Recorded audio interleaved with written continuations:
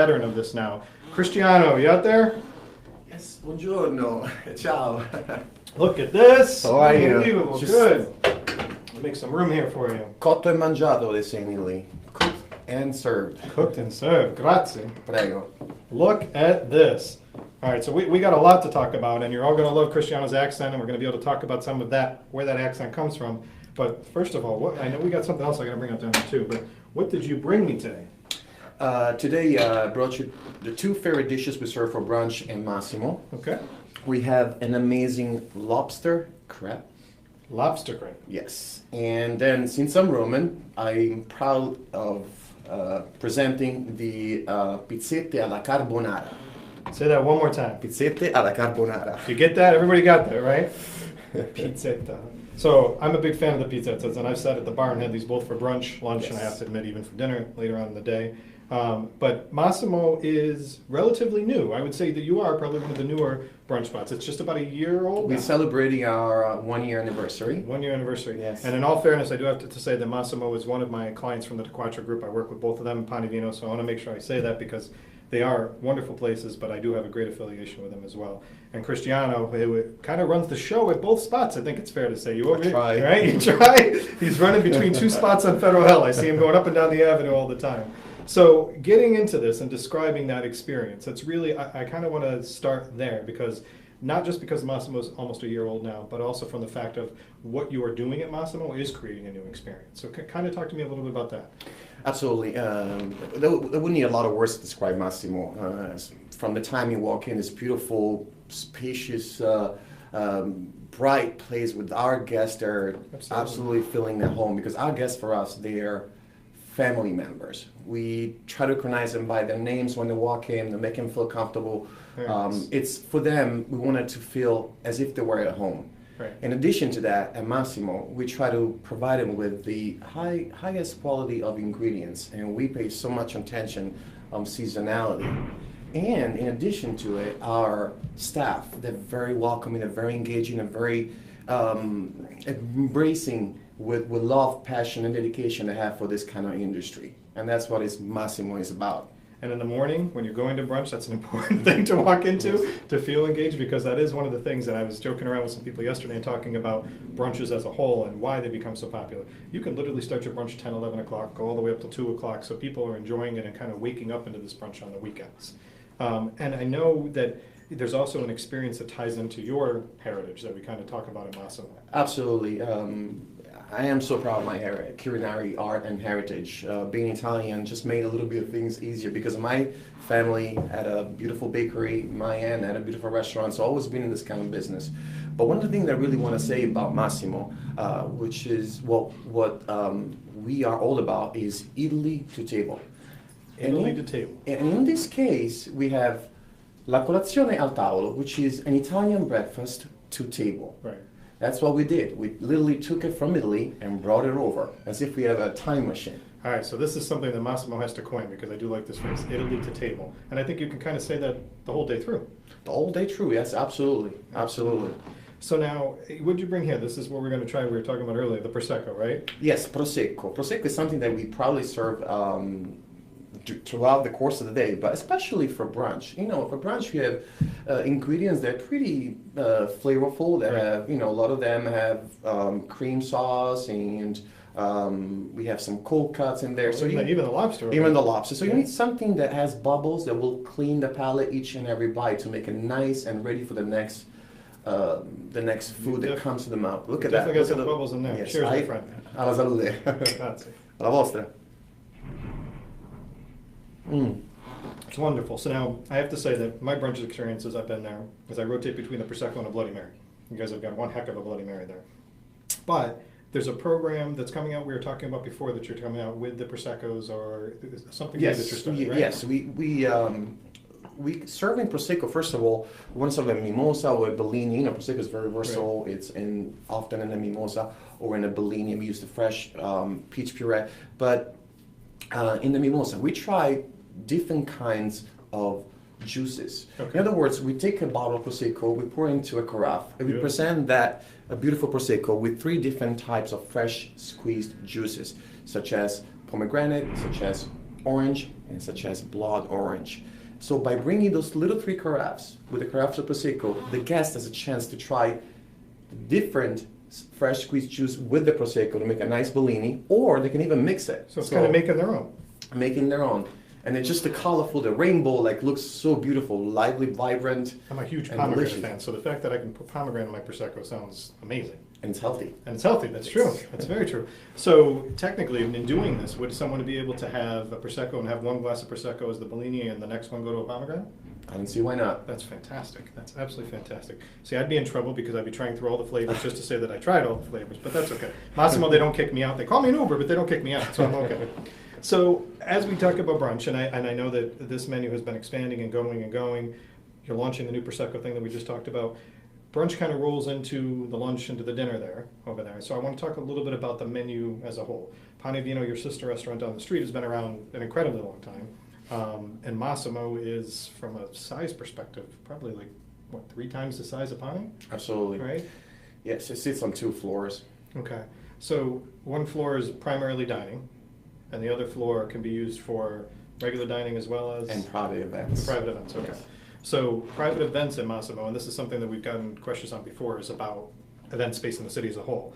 And it's given me that idea that there will be a segment that we'll talk about that and talk to some people from a catering and event perspective.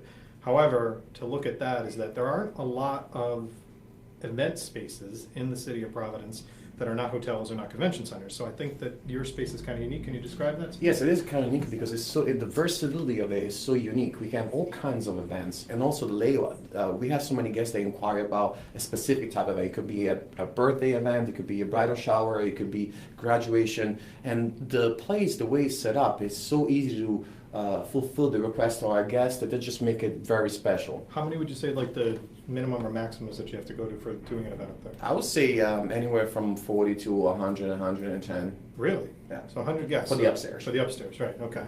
So, I mean, I've been there on a Saturday night. Naturally, this entire space is filled and set. But for a private event to do that, I've seen events that I've been invited to that were wine dinners over there. I've seen that you've had some weddings that were even over there, receptions. But that's a unique thing. So if you are checking out Massimo for the first time, which, you know, make sure if you're dining there, go take a look at that because it is something that is unique for the city and something to talk about.